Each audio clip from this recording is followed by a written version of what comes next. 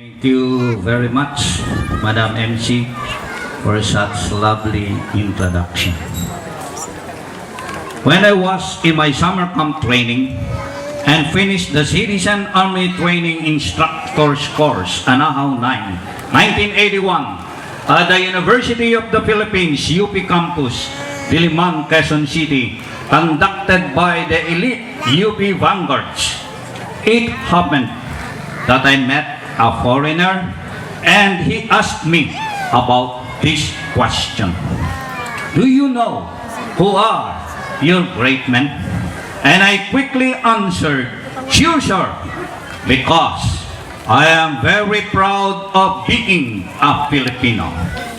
The foreigner showed me the picture of the greatest sculptor, engineer, linguist, ophthalmologist, oculist, historian, writer, doctor, and the greatest of them all.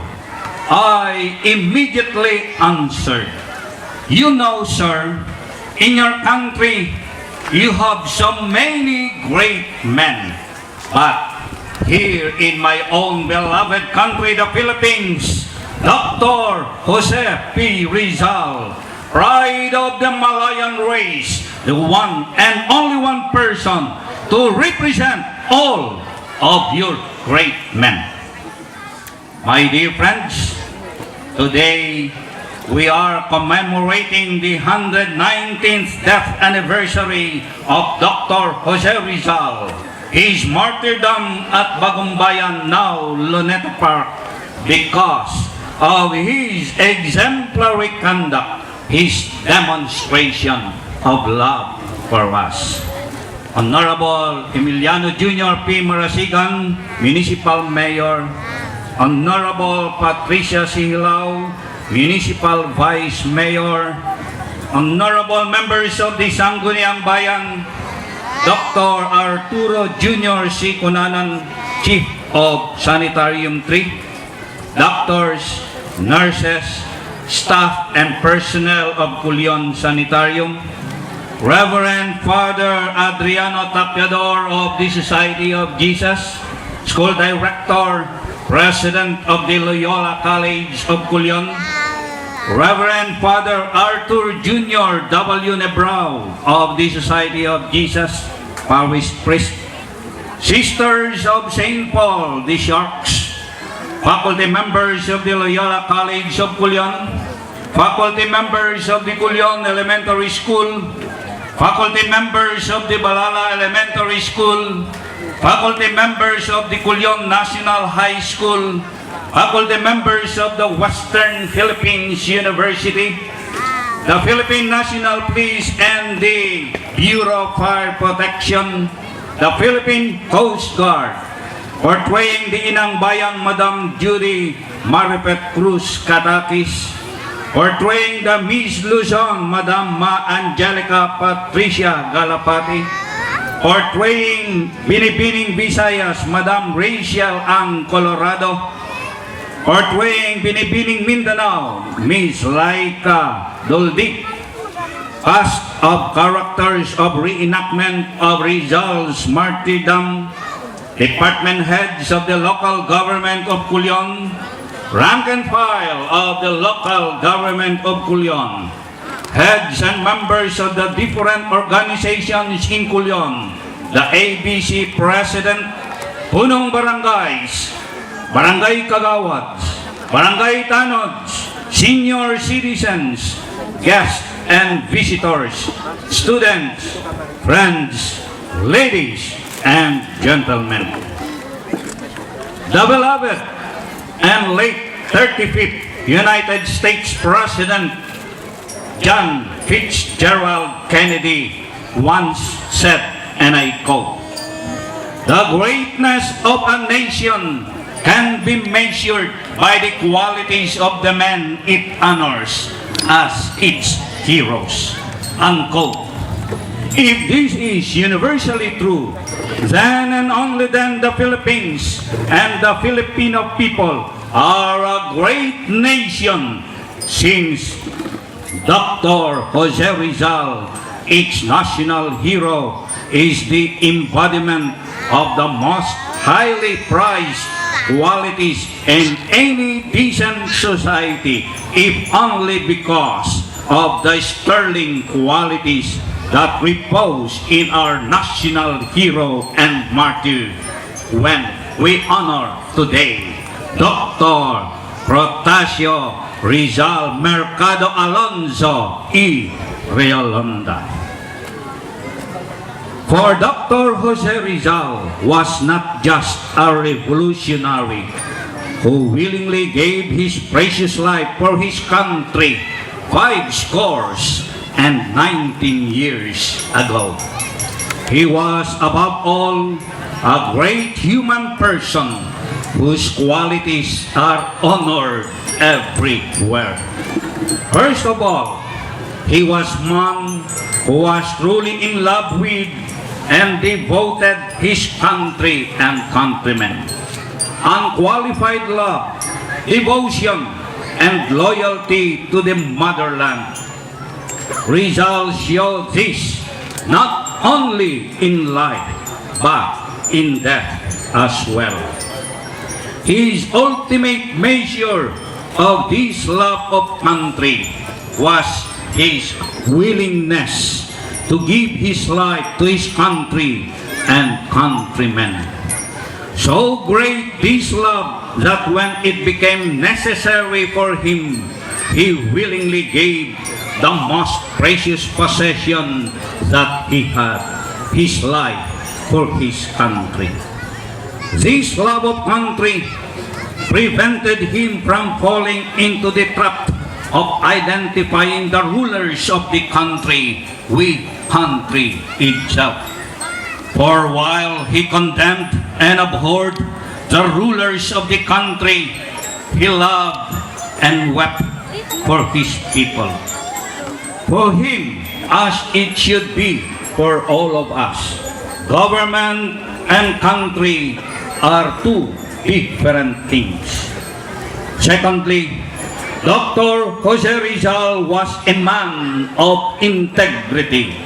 Above all things, he cherished honesty, fairness, and deep sense of justice. Rizal was never cheap, dishonest, and just. His person was the embodiment of justice, whether towards the rich or the poor, the powerful or the weak, the learned or the ignorant.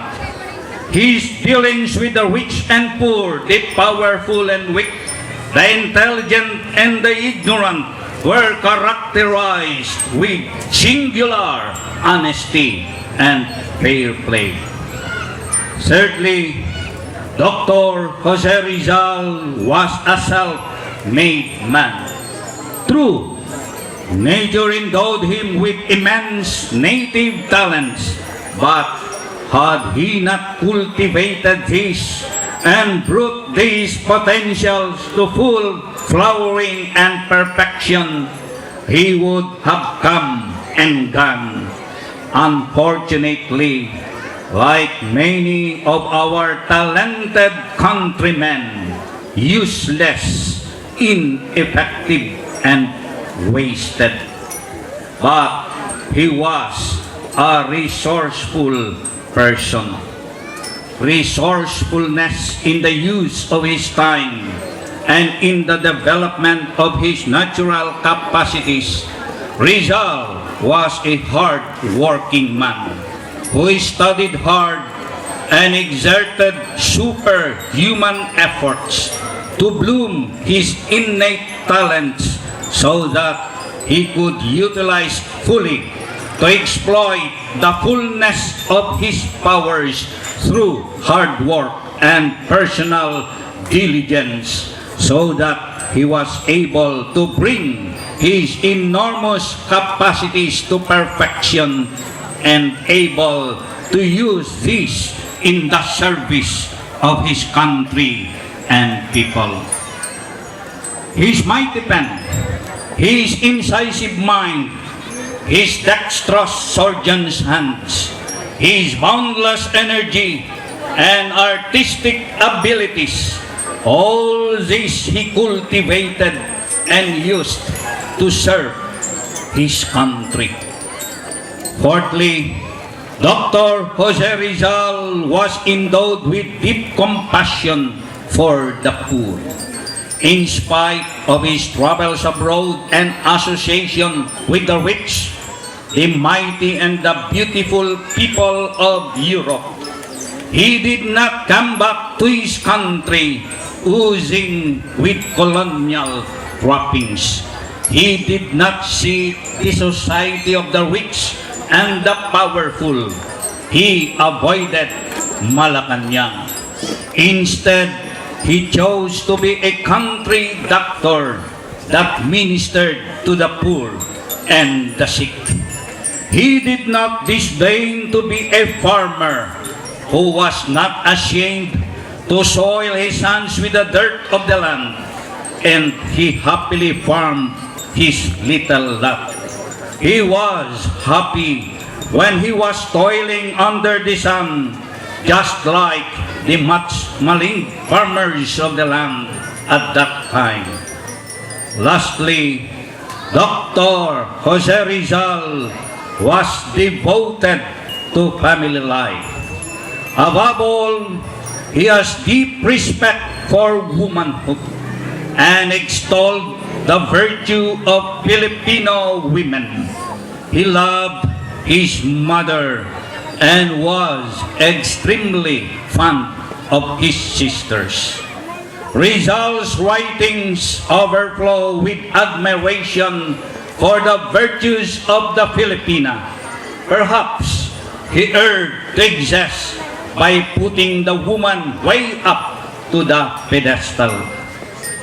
Friends, ladies and gentlemen, our modern society needs a big dosage precisely of the qualities that Dr. Jose Rizal left for us to imitate. Modern life, with all its progress and advances in technology and other branches of learning, has brought in its wake serious national problems which have grown to critical proportion. We now face some serious crisis in the form of eroded loyalty towards our country, for our cynicism towards the excesses of national and local leaders have become cynicism towards the country itself. We can abhor and condemn the leaders of the government if it is necessary, but love of country is a duty of all. We also face a crisis in the loss of integrity among our people. We seem to be swamped with the incidents of graft and corruption in all levels of society, which come down to disregard of the sense of justice and sacrifice of personal integrity. We seem to have lost this prized value of honesty in our quest for the glittering peso and dollar. People always say that our people in Culion have enormous potentials which await to be tapped. Yet, how many of our youth, the repository of these potentials, spend their time in idleness and wasting their time and capacities? Idleness is on the part of many, and unwillingness to pay the price of hard work. Most of us want the easy way, and we seem to disdain hard work. This Christian country has fallen into the worship of new idols. The rich and the powerful, who are the most influential people in society, at the expense of the poor, we have gone too far in courting the powerful in our hope to get favors in return. In so doing, we have become neglectful and even disdainful of the poor, the sick, the miserable. Finally, especially during the last few years, we seem to have lost our respect for womanhood. Like many Western societies, we seem to have become obsessed with sex and seem to identify love with sex. We seem to equate woman with sex objects. History has shown that the corruption of societies start with the degradation of each woman. When women lose their place of honor, family life naturally disintegrates. My dear friends, ladies and gentlemen, the commemoration of the martyrdom of Dr. Jose Rizal would be completely meaningless if we did not advert to the virtues that he left for us, and if we did not at least refresh our memories that Dr. Jose Rizal left for us to imitate, and a renewal of efforts to look up to these ideals. Dr. Jose Rizal has left us high ideals for a great nationhood. This is the time for all of us to take these potentials and ideals seriously and to make these qualities that Rizal embodied truly operative in our lives. Thank you and good day.